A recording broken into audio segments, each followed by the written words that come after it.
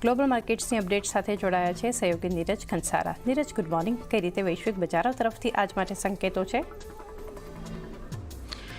જી good morning Chandni. અને આજના દિવસે સંકેતો આમ તો સારા છે, પરંતુ આપણા ગિફ્ટ નિફ્ટી તરફથી થોડાક દબાણના સંકેતો છે। શરૂઆત કરીએ અમેરિકાના બજારો સાથે, તો જો ગઈકાલના દિવસે અહીંયા ખૂબ જ સારી તેજી સાથેનો એક કારોબાર જોવા મળ્યો। જે પ્રકારે ખાસ કરીને અમેરિકાનું ચીન તરફનું વલણ બદલાયું, ગાઝા અને ઇઝરાયલ વચ્ચે જે શાંતિની સ્થાપના થઈ છે ગઈકાલે, એને પગલે તમને અહીંયાથી એક સારી તેજી જોવા મળી। ડાઓ લગભગ 1.25%, નાસ્ડેક 2% અને S&P 500 પણ 1.5%થી વધારે આપણને વધીને બંધ થતો જોવા મળ્યો।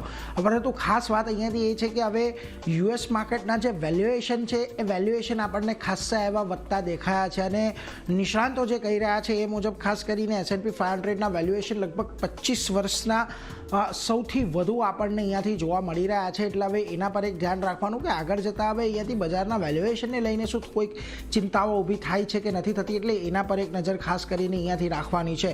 આ ઉપરાંત હવે અહીંયાથી ક્યાં નજર ખાસ રાખવાની રહેશે, તો જો યુએસ ચીન વચ્ચે જે ટ્રેડ ટેન્શન વધી રહ્યા છે ત્યાં આગળ હવે શું ડેવલપમેન્ટ થાય છે એના પર એક નજર રાખીશું। બીજી તરફ બજારે કંપનીઓ પાસેથી વધુ સારા પરિણામોની અપેક્ષા હવે રાખીને બેઠું છે, એટલે જો હવે એ અનુમાન મુજબના પરિણામો આપણને આવતા જોવા નહીં મળશે તો પણ બજારની અંદર, એટલે કે અમેરિકાના બજારોની અંદર આપણને ઘટાડો આવતો જોવા મળશે। એટલે એના પર ખાસ અહીંયાથી ધ્યાન રાખવાનું રહેશે, અને આશા મુજબના પરિણામો ડિલિવર કરવું એ કંપનીઓ માટે હવે અહીંયાથી ખાસ કરીને ઘણું મહત્વનું થઈ ગયું છે।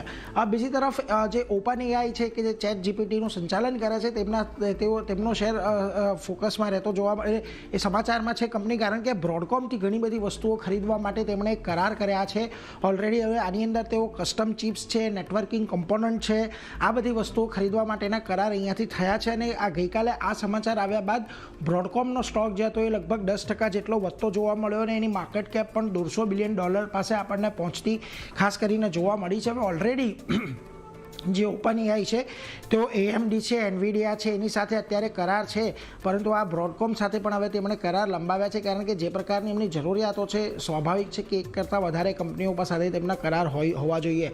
બીજી તરફ ગઈકાલે આપણે બધાએ લાઈવ દ્રશ્યો જોયા કે ઇઝરાયલ અને ગાઝાનું યુદ્ધ હવે અહીંયાથી આપણને પૂર્ણ થતું દેખાયું છે। ગાઝા પહોંચેલા અમેરિકાના રાષ્ટ્રપતિ ડોનાલ્ડ ટ્રમ્પે ખાસ કરીને ગઈકાલે એવું પણ કહ્યું કે બધાનું મળીને અહીંયાથી ખાસ કરીને શાંતિની સ્થાપના તેમણે કરી છે। ઘણા દેશોએ રિકન્સ્ટ્રક્શન ફંડ આપવાનો વાયદો કર્યો છે। તેમણે એવી પણ આશા વ્યક્ત કરી કે ઈરાન પણ આ ગાઝાના રિકન્સ્ટ્રક્શનની અંદર મદદ કરશે એવી તેમની અપેક્ષા છે।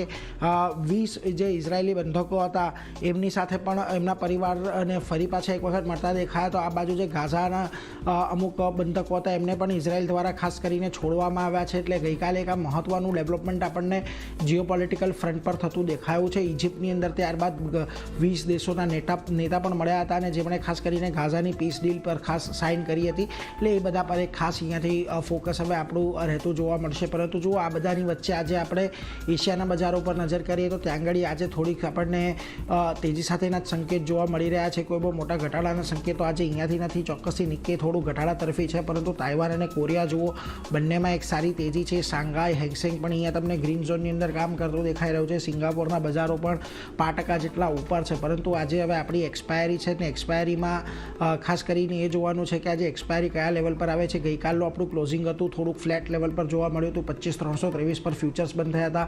લગભગ 6 પોઈન્ટના ઘટાડાના સંકેતો ગિફ્ટ નિફ્ટી આપી રહ્યું છે, એટલે થોડુંક ફ્લેટિશ ઓપનિંગ આજના દિવસમાં થાય ચારની એવા સંકેતો અહીંયાથી આપણને અત્યારે તો મળી રહ્યા છે। જી નીરજ, આભાર।